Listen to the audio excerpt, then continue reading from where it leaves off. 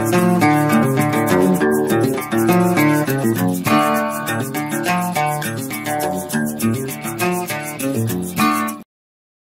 program is sponsored by Bet's Gold Coin. Join us for family-friendly dining. Hi there, my name is Bob Borchard, and you're who? Marshall Long. Marshall Long. Yeah. You know that, Borchard. Marshall and Bob show, or Bob and Marshall show. Or the Borchard and Marshall show. The Borchard. Yeah, at any rate, you know, we have things to talk about. We're coming to you from Old Town Mariposa, and we do this show because there are important things going on in Mariposa County, and there's a lot of opinions about things, and Marshall and I have most of the time different opinions on most of the things going on here, but I think the theme here is that both of us want what's best for our community. That's right. Yeah, always. And so we have these good-natured arguments. Sometimes they're not so good-natured. When he calls me Borchard, that means I'm in trouble. Just so you know what's going on here. At any rate, today, I understand that you had an interesting Tuesday. Oh, it was wonderful. You had a marathon meeting? 6 hours. 6 hours. 2 in the afternoon till 8 o'clock at night. Talking about a subject I know a little bit about. Yeah, transit occupancy rentals. Okay. You know, I wrote the code that originally set that up to, you know, I got to tell you the story. Okay. There was a fellow by the name of Ed Hardy. Right. He was a general manager at Yosemite Park and Curry Company. Proposition 13, remember that? Yes, I do. We used to have the ability to go action and tax the public for the amount of money that we needed to run government. It was a really responsible process. If you raise the taxes too much, you didn't have a job. Mm-hmm. And if you didn't raise them enough, you didn't have a job. Yes. It was a real balancing act, and budget cycles in the old days were really interesting. But now the state has taken all that over, and the money goes to Sacramento, and they dole it out to us. The role here was that we needed to raise revenue somehow. Through the TOT, so transit occupancy tax. We had a TOT tax in place, and we needed to boost that occupancy. Mm-hmm. And Ed Hardy, who was the general manager of Yosemite Park and Curry Company, said, well, you guys, he didn't call me Borchard, he called me Bob. He said, Bob, he says, what you have in Mariposa County is a lack of enthusiasm for your tourists, and what you need to do is build an attitude of hospitalitarianism. Can you say that? I'm not even going to try that one. Hospitalitarian. I can't believe you said that word. and what he said, you need to get your community engaged in the economics of tourism. Yeah. And one of the mechanisms that we came up with, the county assessor at the time, Barbara Say was the county auditor, and Steve Dunbar, the three of us sat down. We decided that we were going to boost transit occupancy and build the concept of hospitalitarianism by introducing our community into entrepreneurial opportunity, letting them rent out a bedroom, meet these tourists, and find out these are real people. Yep. You know, it's worked.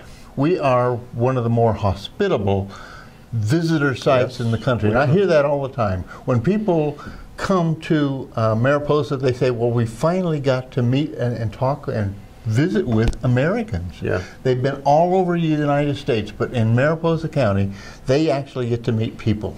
Yeah. It worked.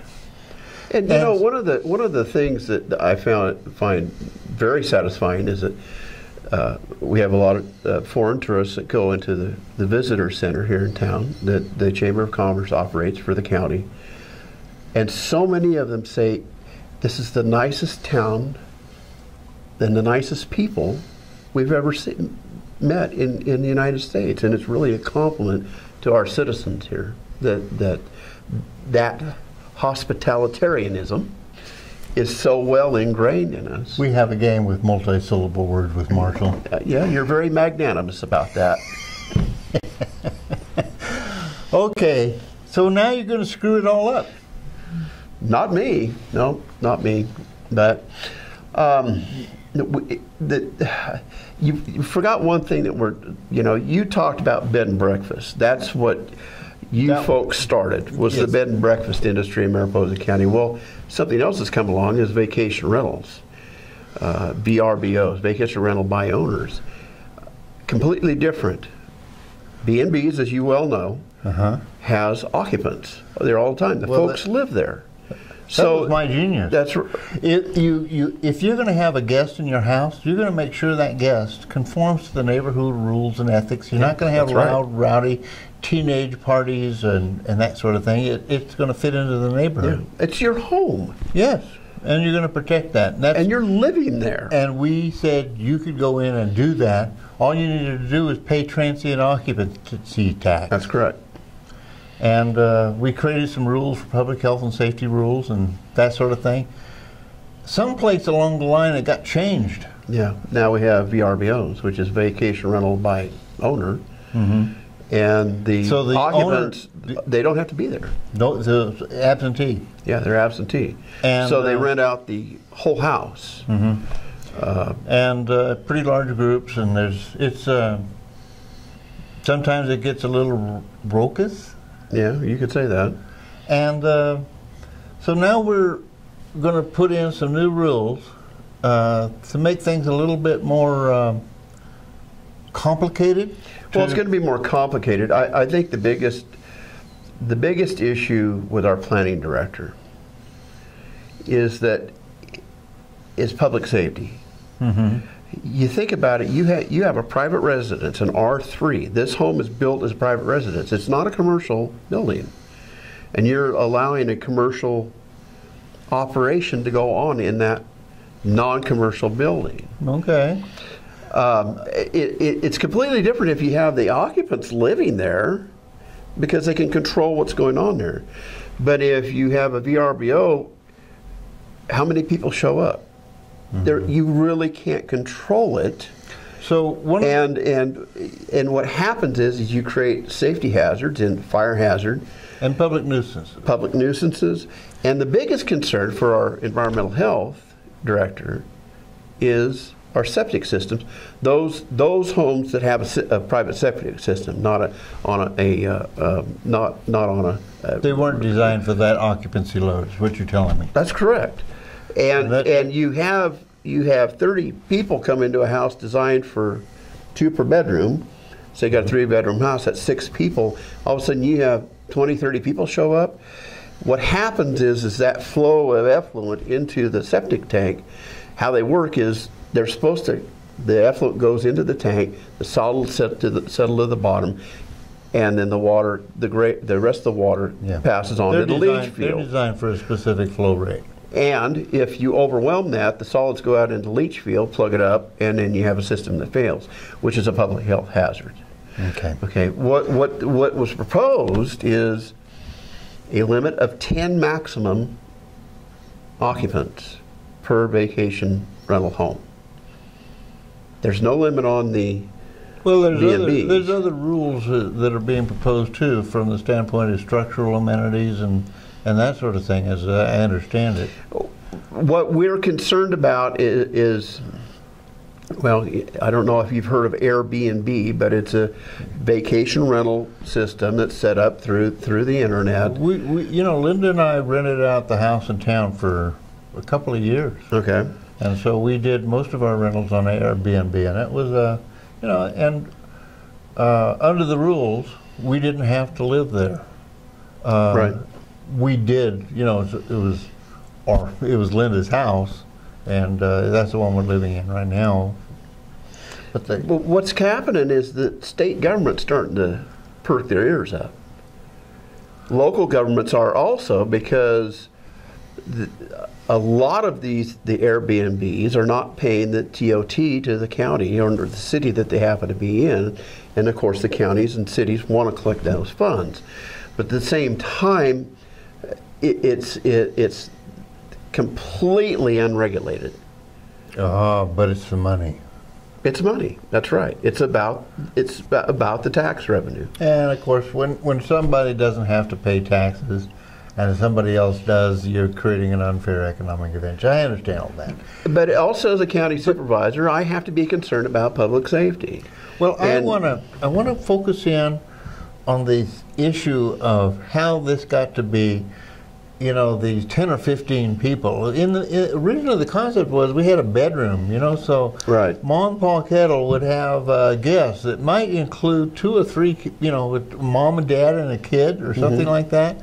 And this was an opportunity for visitors to come in and actually learn about the rural mountain lifestyle and and get a real feel for what's going on. And our residents got to get a real feel for the rest of the world. And it was really a unique exchange, an acculturation process that I thought was really strong. And what you're doing now with the rules, making it more complicated, and that mom and pop enterprise element is not going to be accommodated. I want to No, it will be accommodated because the B&Bs are really not affected by this.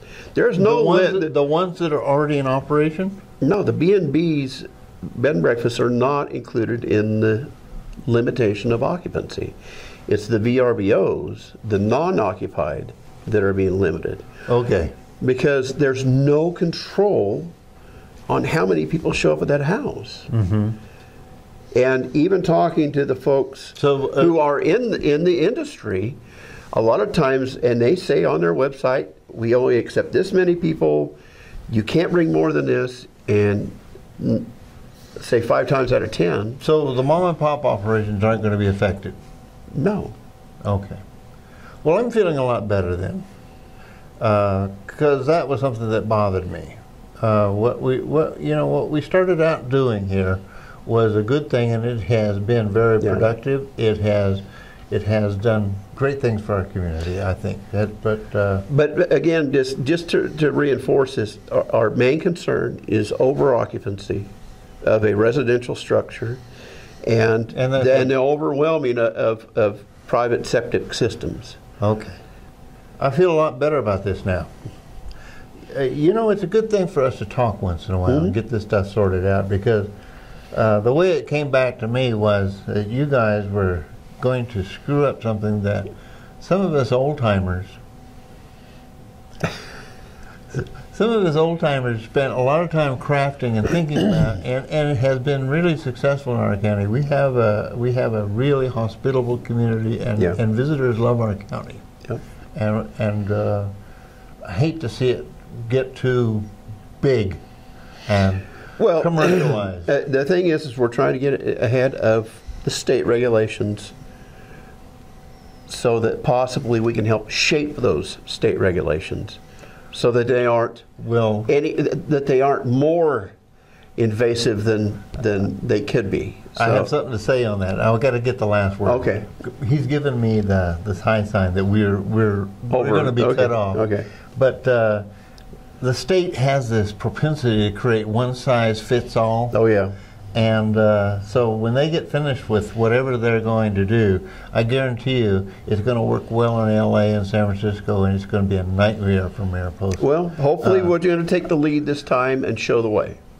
Well, I hope you can be successful in that. I hope so. And Marshall, I really appreciate you being in there pitching for me, okay? And for you folks out there, I'm not pitching for you. I'm pitching for them. You're not taking care of me? Oh yeah, well you follow along there, but you know. All right. Anyway, thank you very much for joining us. I hope we cleared up something here.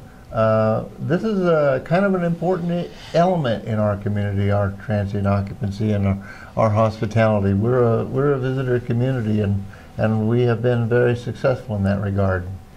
At any rate, my name is Bob Orchard, and this is Marshall Long, and thank you very much for joining us today.